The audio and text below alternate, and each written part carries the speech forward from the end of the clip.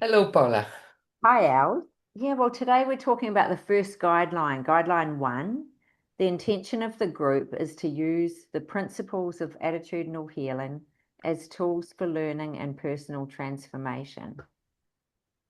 So it just made me think about how we're not here to fix or change people as facilitators. We're here to listen and be open, um, listen with an open mind and refrain from judgment and be present for the person sharing as they share, about the process that they're going through. And we trust that everyone knows their own answers. And Els, you talk about that you you start every meeting with the facilitator's prayer. Um, so I've got that here from your book in front of me, and I'll share it. I am here only to be truly helpful.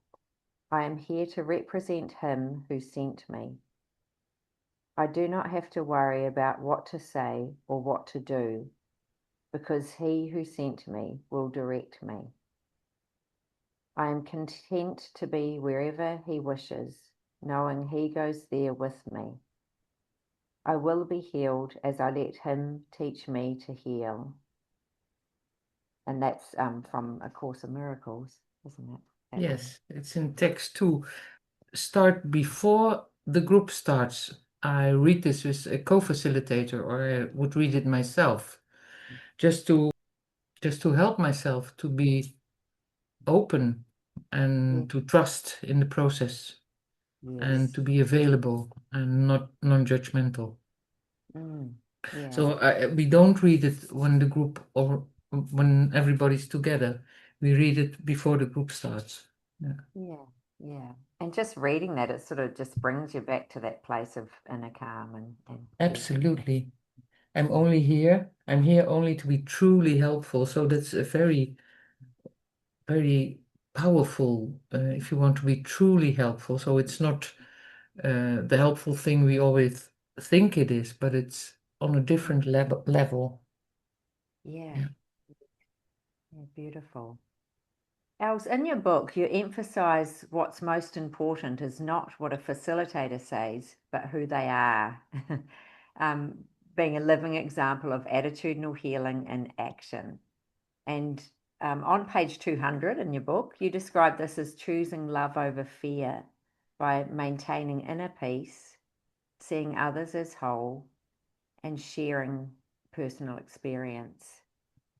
And I'm wondering, how does embodying these qualities as a facilitator influence the healing environment? And why is this modeling more powerful than offering advice or instruction? Well, you can look at your children. Your children don't do what you say, they do what you do. So that's the same for that's the same for participants. When I look at myself and when I'm in a difficult situation, I always think, how would that person deal with this situation?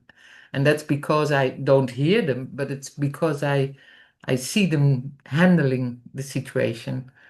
That's the best example you can have. Just somebody who is kind and friendly and open. And when somebody says, I'm open, that doesn't work for me. Yeah, yeah, You may say what you want. yeah. It doesn't work for me. Yeah, yes, yeah, But when I feel that there is a non-judgmental space, mm, and somebody is sitting back and there's openness, then and kindness and friendliness, then I dare to speak up, then I dare to tell whatever is on top. Yeah. yes, yeah. And that sharing your personal experience too. So it's about being real and perhaps not hiding. Is that Yes, what you when you want to offer a place where people can share their most vulnerable experiences, it's very nice to share also the vulnerable things I have. And That's again an example. When I keep my own things back, it will not work. It will not, just not work. Have I enough courage to share and to what happened in all these years? I could feel that um, the shame has gone away. So when there's no shame anymore, it's easier to share. Often when I want to share, and it's the first time, for example, maybe there's a lot of shame on it. And when somebody else shares, it's an invitation for others to share also, and to see that we all have experiences like that. Yeah, yes, So we are yeah. all equal. We are all the same. It's a miracle, but we are all the same. We are, yes, All the yeah. same stuff, the same shit, and Yeah. the same joy. Yeah. Yes, yeah, yeah. And what a release, even a physical release Hmm. feeling afterwards, after that share. Yeah. Yes. Mm. Yeah. Els, you remind us that we don't truly know the meaning of what we see or hear, and that our interpretations of what others say often reflect our own projections, not their actual intent. So, referencing A Course in Miracles, like, I see nothing as it is now, that was lesson 9, and my thoughts are images I have made, lesson 15. So as you do it in your book, how can we become more aware of this tendency to misinterpret and to resist the urge to help or teach others based on our assumptions? As soon as you think that you know the answer to somebody's questions, you know you have judged them. So the best thing is just to sit back and to remind yourself of the fact that you really don't know where somebody is talking about.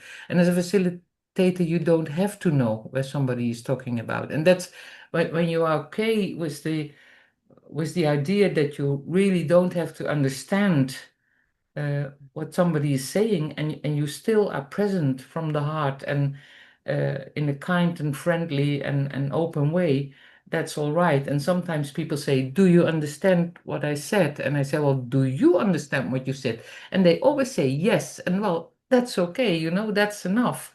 Uh, and people do understand themselves what they say, so I don't have to understand it Yeah, because it's always an interpretation. It's yeah, never what somebody meant. I worked in yeah, prison, and then I did this exercise with the guys, and then I said, "Well, let's try it. I say the word one word, and you give 10 associations with that word." And then I said the word mother.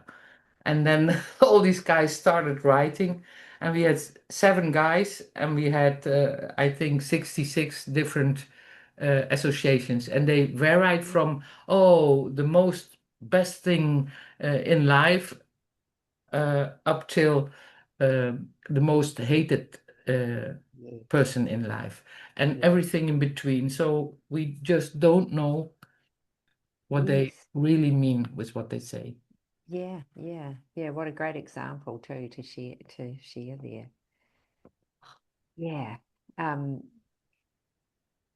and so Els, you've made some great questions for people to use as practice that they can take away for this particular guideline.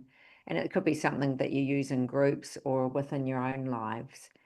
And the questions are you willing to look at your own actions and thoughts? What do you do with judgments when they arise? Who do you not want to listen to without bias? And with whom do you feel safe or unsafe so that you are either open or closed? And I was wondering if you'd like to explain, particularly the third one, who do you not want to listen to without bias?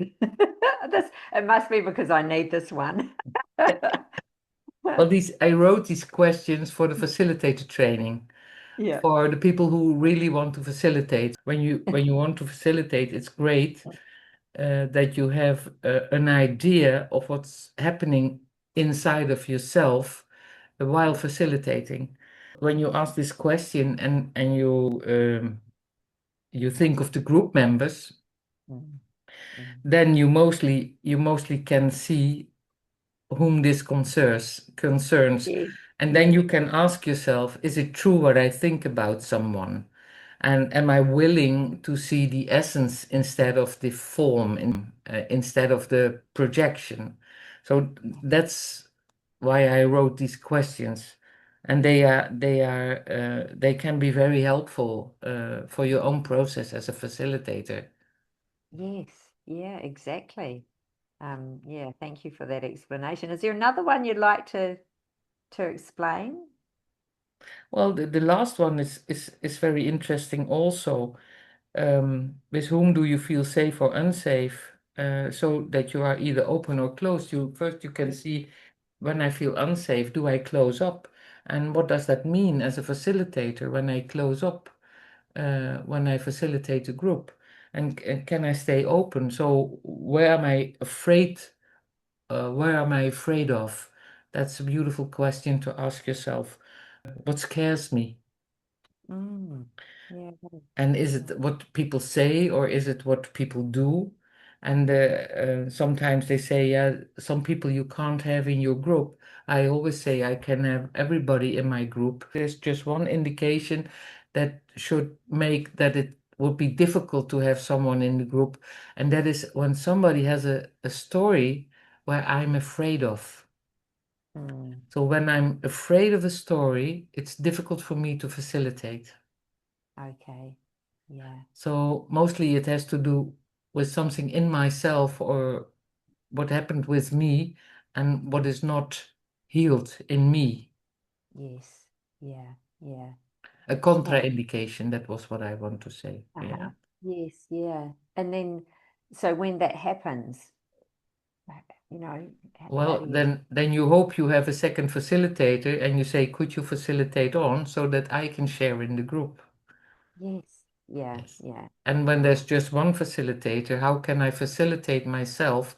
And that's the moment when sharing can be really helpful yes. to just to bring it up, to say it, and then, Yeah. you know, it's just seen, it's heard, Yeah. and that gives mostly a lot of relief and Mm, healing.